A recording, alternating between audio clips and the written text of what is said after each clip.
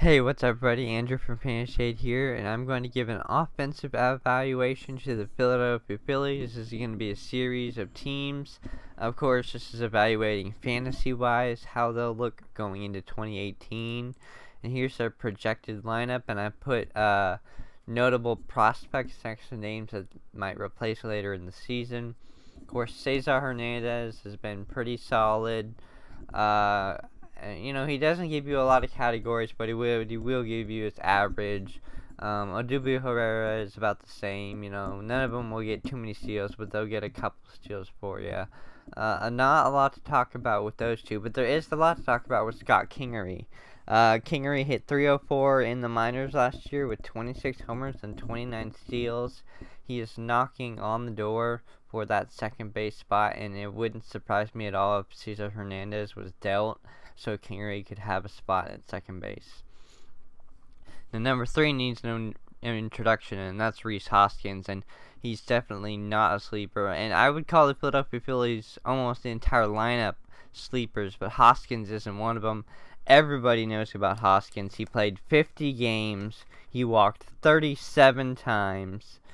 18 home runs and 170 at-bats. This guy is a killer in any league, but especially if you got him in an OBP league, dynasty, or even just a regular league, you are going to be set. This guy is going to be fantastic in 2018. Even if, of course, he's not going to keep up the home run pace he had in 2017. That doesn't matter. The power is still legit, and I am really looking forward to seeing a full season from Hoskins in 2018. And number 4, we got Nick Williams. Now, those two could be switched around. Williams could bat third, Hoskins could bat fourth. I just had it that way.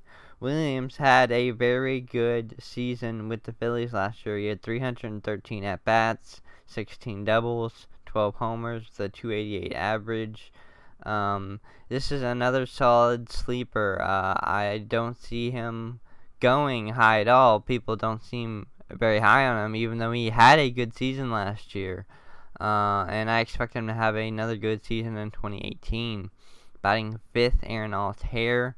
Altair needs to stay healthy. He can have a great season if he stays healthy. He knows how to steal bases. He was on my sleeper list.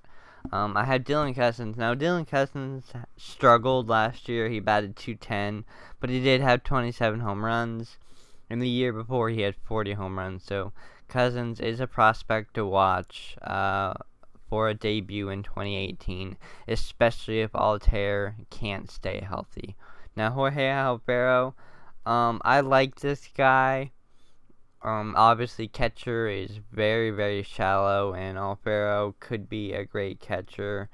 Only issues with him, the 3 walks to 33 strikeouts. He had 114 at-bats. He only walked 3 times, 33 Ks.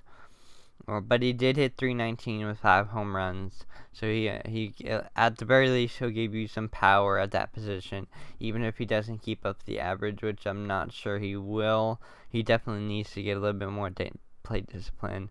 And Franco can be had at a huge discount because he just had a terrible 2017. But, there's still some prospect pedigree there. He could have a bounce back year. I don't know if he will. I'm not going to go out on a limb and say he will. But this is a make or break year for Michael Franco to see if he is part of the Phillies rebuild that's quickly not becoming a rebuild, because this is a really solid lineup if you look at it. And then finally, Freddie Galvis, which fantasy-wise, and I think J.P. Crawford's going to be pretty when it comes to fantasy-wise, too. So that's breakdown of the Philadelphia Phillies lineup for Fantasy 8. I'm Andrew, and thanks for watching.